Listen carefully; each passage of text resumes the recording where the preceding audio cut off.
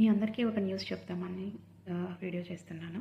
రీసెంట్గా elderly eight అని ఒక కాన్సెప్ట్ తీసుకొచ్చిన బెంగళూరులో వాళ్ళు.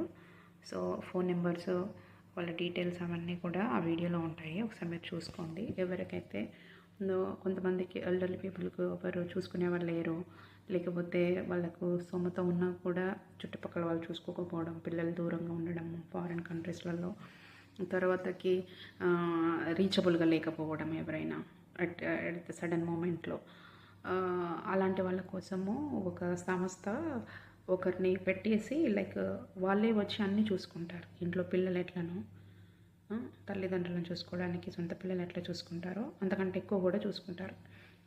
ఏం కావాలన్నా ఏ అవసరతలైనా వాళ్ళు చూసుకుంటారు.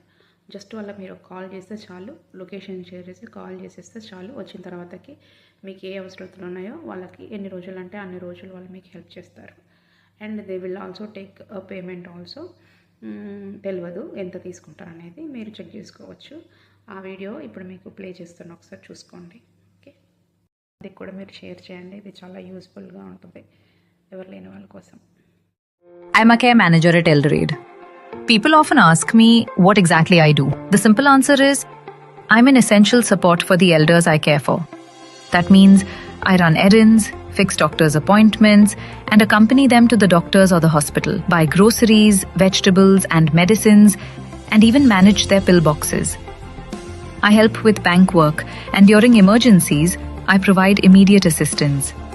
I also support elders through tough medical journeys, whether it's chemotherapy, radiation, or dialysis, so that they don't have to go alone. Sometimes my work takes me across cities. I've taken elders from Bangalore to Chennai for US visa interviews. At other times, it's arranging handyman services like plumbers or electricians, or organizing medical help at home.